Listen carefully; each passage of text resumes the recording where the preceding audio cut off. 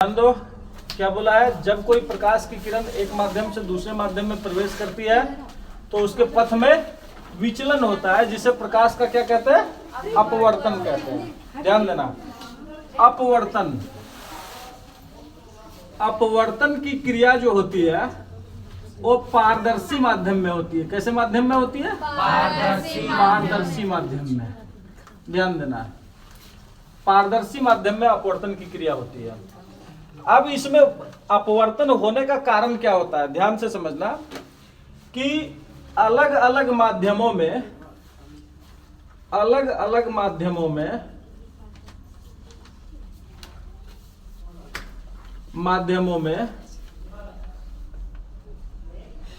प्रकाश की चाल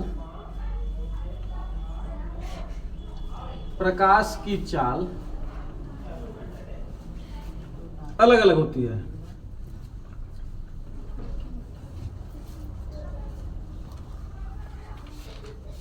जैसे अगर देखा जाए कि निर्वात में प्रकाश की चाल या वायु में प्रकाश की चाल, निर्वात में प्रकाश की चाल 3 × 10⁸ मीटर पर सेकेंड ये है। तो यही देखते हैं कांच में प्रकाश की चाल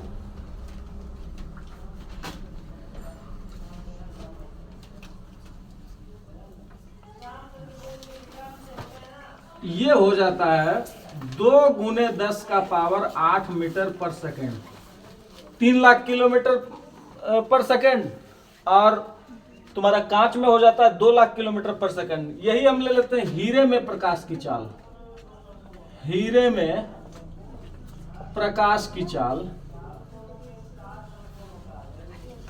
तो ये हो जाता है 1.24 कर सकते हैं इंटू 10⁸ मीटर पर सेकेंड, इतना हो जाता है।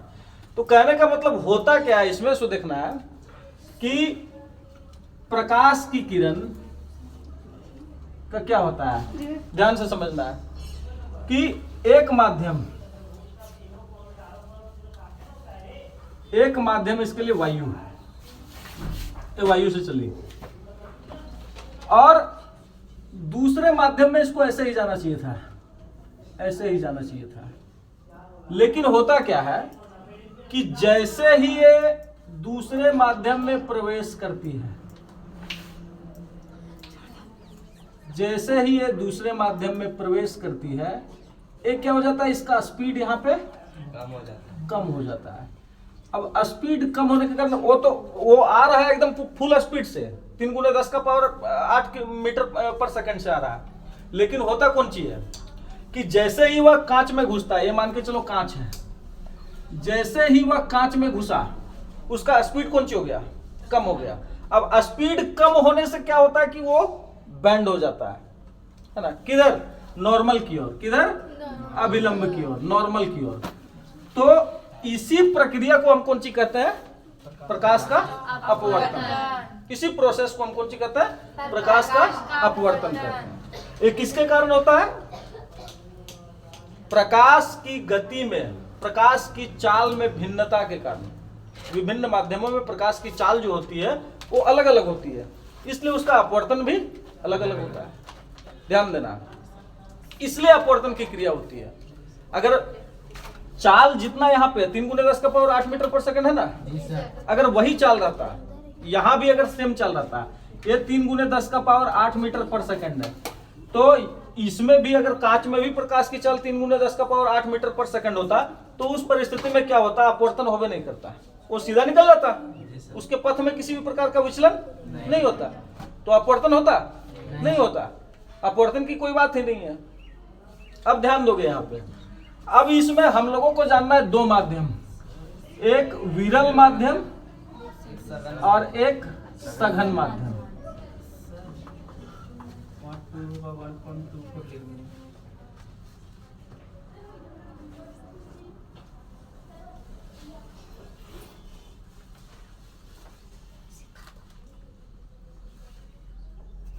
ठीक है, ये वाला बोल रहा है ना, ठीक है। 1.24 इंटू 10⁸ मीटर पर सेकेंड हीरे में प्रकाश की चाल।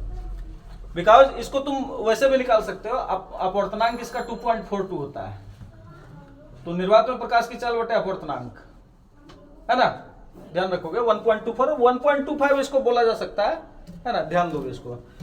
तो कहने का मतलब अपवर्तन कैसे हुआ, दो माध्यम में प्रकाश की चाल अलग अलग हो जाती है तो वह बैंड हो जाता है, या अगर फिर ही एकड़ से बाहर निकला, एकड़ से बाहर निकला, इससे बाहर निकला, तो फिर अपना स्पीड पकड़ लगा वो, कितना 3 × 10⁻, फिर भागेगा वो किससे, नॉर्मल से दूर, है ना, ध्यान रखना, वो नॉर्मल से दूर भागने लगेगा। क्यों भागेगा, क्योंकि यहाँ पे स्पीड क्या हो जाएगा, फिर से पहले जो स्पीड था, ये पहले था वायु में, वायु से घुसा किस में, कांच में, और कांच से फिर चल गया वायु में, तो फिर से वो चाल पकड़ लगा इसका ना, वायु का, तो उस कंडीशन में अभिलंब से दूर हट जाएगा, वो अपना स्पीड पकड़ लेगा, ये वाला एंगल पकड़ते हुए आगे निकल जाएगा। बात समझ में आ रहा है? तो इसी को कहते हैं हम प्रकाश का अपवर्तन। अब प्रकाश का अपवर्तन कैसे माध्यमों में होना जरूरी है, तो पारदर्शी माध्यम में होना जरूरी है। पारदर्शी माध्यम में ही प्रकाश का अपवर्तन होगा। क्यों? क्योंकि जब हम परावर्तन पढ़ते थे तो परावर्तन में क्या पढ़ते थे कि प्रकाश की किरण टकराया और वो वापस आ गया, लेकिन इसमें जब तक एक माध्यम से दूसरे माध्यम के अंदर घुसेगा नहीं प्रकाश की किरण, तब तक उसका अपवर्तन, यानी कि आर पार होना पड़ता है किसको, प्रकाश की किरण को। तो कैसे माध्यम में आर पार होगा, पारदर्शी माध्यम में आर पार होगा, अपारदर्शी माध्यम में आर पार नहीं होगा। इसलिए बोला जाता है कि अपवर्तन की क्रिया जो होती है वो कैसे माध्यम में होती है, पारदर्शी माध्यम।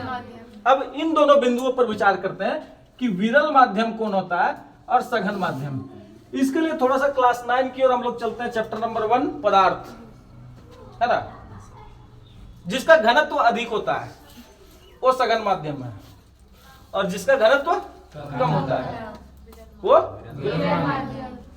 वायु के कणों के बीच रिक्त स्थान बहुत कम होता है ना, रिक्त स्थान बहुत अधिक होता है, तभी ना हम उसमें चल पाते हैं, नहीं तो चल नहीं पाते। तब वायु अगर हम लेते हैं, एक वायु लिए और एक पानी लिए, वायु और पानी, तो ये दोनों में वायु जो है इनके बीच रिक्त स्थान बहुत अधिक होती है, तो वायु पानी की अपेक्षा क्या हो जाएगा, विरल, और पानी कौन सी हो जाएगा बाबू, एक घना है ना। वायु की अपेक्षा पानी जो है वो घना है, ध्यान देना। अब हम ले लेंगे पानी और कांच, पानी और कांच, ये दोनों में विरल और सघन कौन है, पानी विरल और कांच सघन। कांच और हीरा लेंगे, कांच और हीरा, तो कांच हीरा की अपेक्षा विरल हो जाएगा और हीरा क्या हो जाएगा, बात समझ रहे हो, ध्यान देना। तो यही होता है अपवर्तन में कि एक बार प्रकाश की किरण सघन माध्यम में प्रवेश करती है, दूसरे बार विरल माध्यम में, या विरल माध्यम से आती है सघन माध्यम में प्रवेश करती है, तो उसका चाल कौन सी हो जाता है, कम बेसी होता है, उसके कारण कौन सी होता है, अपवर्तन की क्रिया होती है। बात समझ में आ गया? अब यहां पे ध्यान दोगे कि 2 रूल हम लोगों को पढ़ना है। क्या रूल है वो देखो ध्यान से।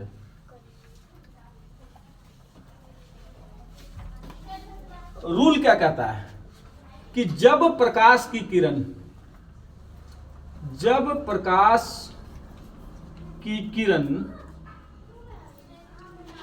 विरल माध्यम से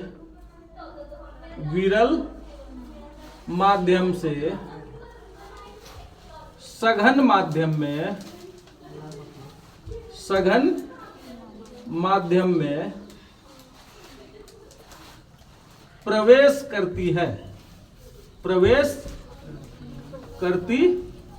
है तो वह अभिलंब की ओर मुड़ जाती है, अभिलंब की ओर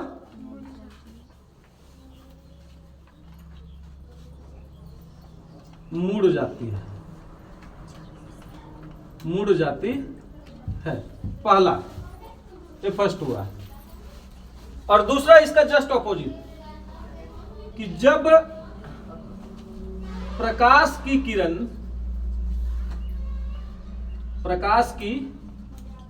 किरण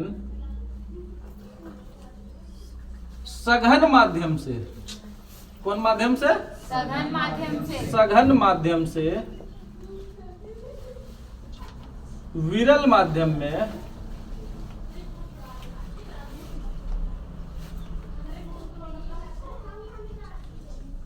प्रवेश करती है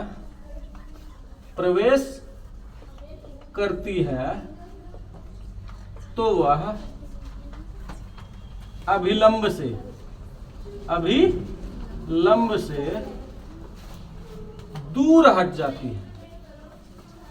दूर हट जाती है ना?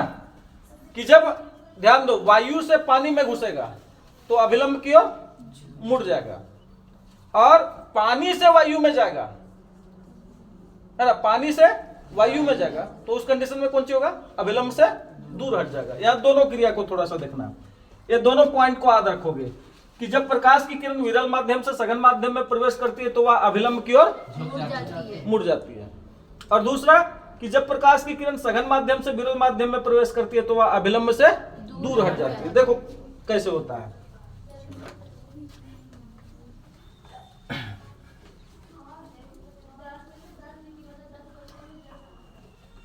क्या मिनट हुआ है?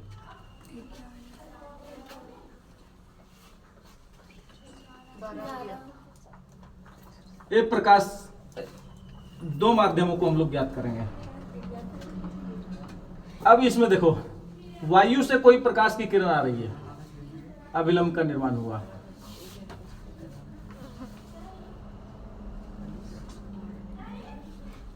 ये वायु है, माध्यम 1, ये जल है, माध्यम 2, और ये फिर वायु है। ध्यान देना, 3 माध्यमों की बात हम कर रहे हैं। कौन सी होगा सो देखो। इसको जाना कैसे चाहिए था? एकदम अपना जाता है ना, इधर जाता, लेकिन होता क्या है कि ये बैंड हो जाता है। ये क्या हो जाता है? यानी कि अभिलंब की ओर क्या हो गया? झुक गया। ये था कौन माध्यम? विरल माध्यम था, है ना? और जल कौन सी था? सघन माध्यम। तो प्रकाश की किरण किधर आई? विरल माध्यम से सघन माध्यम में, तो वह किधर झुक गई? अभिलंब। बात समझ रहे हो? अब फिर कौन सी होता है सो देखो। अब फिर ये प्रकाश की किरण यहां से यहां आई, अब अगर बाहर निकलने का मौका मिल गया, बाहर निकलने का मौका मिल गया, तब ये कौन सी? यहां पे भी अभिलंब का, कल बताएंगे कि अभिलंब का निर्माण कैसे होता है। ये इसको मौका मिल गया। अब यहां पे था, सुनना ध्यान से, 3 × 10⁸ मीटर पर सेकंड, है ना? बात समझ रहे हो? और जल का अपवर्तनांक 1.33 होता है, तो इसमें प्रकाश की चाल अबाउट 3 से उसको कट करेंगे तो 2 पॉइंट समथिंग होता है, ठीक है? इसमें प्रकाश की चाल जल में।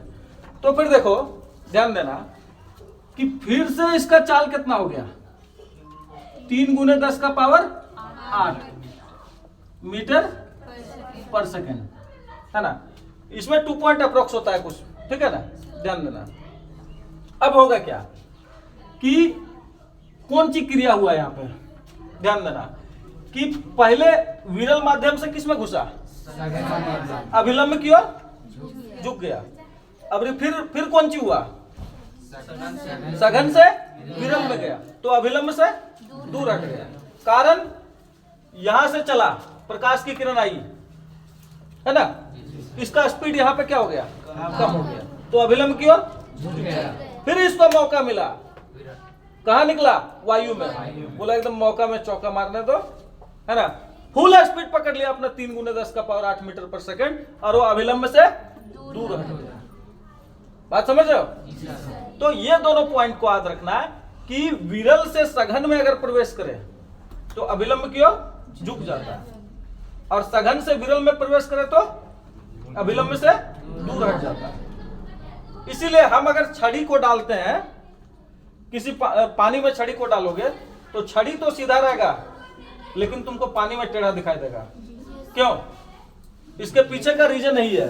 होता क्या है, देखो, प्रकाश की किरण विरल माध्यम से सघन माध्यम पानी में घुस रहा है, तो वो किधर मुड़ता हुआ दिखाई देगा? अभिलंब की ओर मुड़ता हुआ दिखाई देगा। तो वही चीज होता है कि हमारी दृष्टि रेखा अभिलंब है, मान के चलो, ठीक है, अभिलंब है। अब उससे वो मुड़ता हुआ दिखाई दे रहा है, हमारे तरफ आता हुआ दिखाई देता है, इसलिए वो थोड़ा सा उभरा हुआ ऊपर दिखाई देता है, ऊपर की ओर दिखाई। कल इसको प्रयोग करके बताएंगे यहाँ पे, ठीक है, क्यों दिखाई देता है। तो इसलिए हमको वो छड़ी मुड़ा हुआ। अपना पैर भी तुम डालो, तुम्हारा पैर भी टेढ़ा दिखाई देगा। क्यों दिखाई देगा? क्योंकि पैर को हम सीधा डाले हैं, लेकिन प्रकाश की किरण सघन माध्यम, विरल माध्यम से सघन माध्यम, तो वह अभिलंब की ओर मुड़ता हुआ, बैंड होता हुआ दिखाई देगा, और वही अपवर्तित प्रकाश हमारे आंखों तक पहुंचता है, जिसके कारण हमारा पैर उसमें मुड़ा हुआ दिखाई देता है, टेढ़ा दिखाई देता है। यही बात है, ठीक है। चलो ध्यान दो।